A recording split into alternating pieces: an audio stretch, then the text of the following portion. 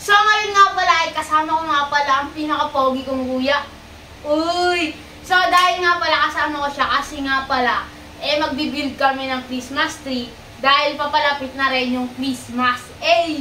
So ngayon nga pala ay magbibuild nga pala tayo ng Christmas tree. Dahil magbibuild na tayo para sa darating na Christmas. Dahil November na and dapat nga sa atin mga Pilipino, di ba? Yung pagpasok pa lang ng mga bare months, may ganito ka na. Pero hindi, ngayon late tayo kasi November na tayo nag-build ng ganyan. Pero okay lang. At least naalala pa rin natin. Hindi katulad mo, hindi ka na niya inaalala. Ginost ka nga niya, di ba? Yun yung pagkakalam ko.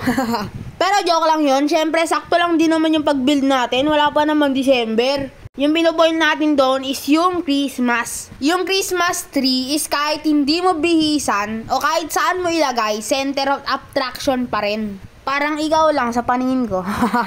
Yung Christmas tree nga pala namin is matagal na yan Matagal na sa amin yan.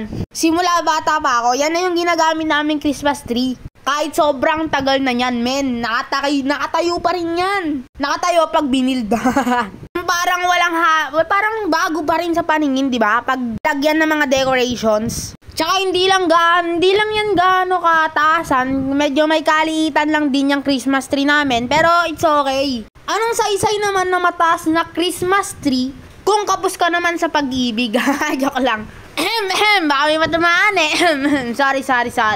So ayan, tignan nyo naman, napakaganda na ulit. Kahit hindi pa naman gaano kadami na nilalagyan namin ng decoration. But, you see, onting bihis lang, onting decoration lang dyan. Tignan nyo, parang bago ulit yung Christmas tree namin. Yung kulang lang dyan sa Christmas tree namin is Christmas light tsaka yung mga gift sa baba. Baka naman, kahit hindi na gift pala, kahit yung blue bill na lang. So nagtataka kayo, ba't nandyan din si Kuya? Siyempre nagpatulong din ako sa mga old person. Then nagpatulong na rin ako kasi grabe naman, nakakapagod kapag ako lang mag-isa, no? Naglagay-lagay ka ng mga ganyan decoration. Pero napakasarap sa feeling na makikita mo ganyan, no? Napakaganda. You see, signs of attraction. Ngayon, may sasabihin ako sa inyo, sa mga may jowa, pero yung mga single dyan, wag na lang muna kayo manginig. Joke lang. Yung mga hindi single pa, may sasabihin ako sa inyo. Iwas-iwasan ang tampuan para Pasko ay abutan. Pero yung sinabi ko sa inyo na mga gift, wag nyo na isipin yon. Kasi alam nyo bakit? The best of all gifts around Christmas tree, the presence of happy family, all wrapped up in each other. Kaya yung family, yan yung pinaka the best gifts and ever. Kaya mahalin nyo sila. So yan, tapos na nga pala natin gawin ng ating Christmas tree. Panis, may star pa. Shish! Siyempre naman, siya yung star ng Pasko ko joke lang. Star ng Pasko ng Pilipino. So may isa-shoutout nga lang pala ako.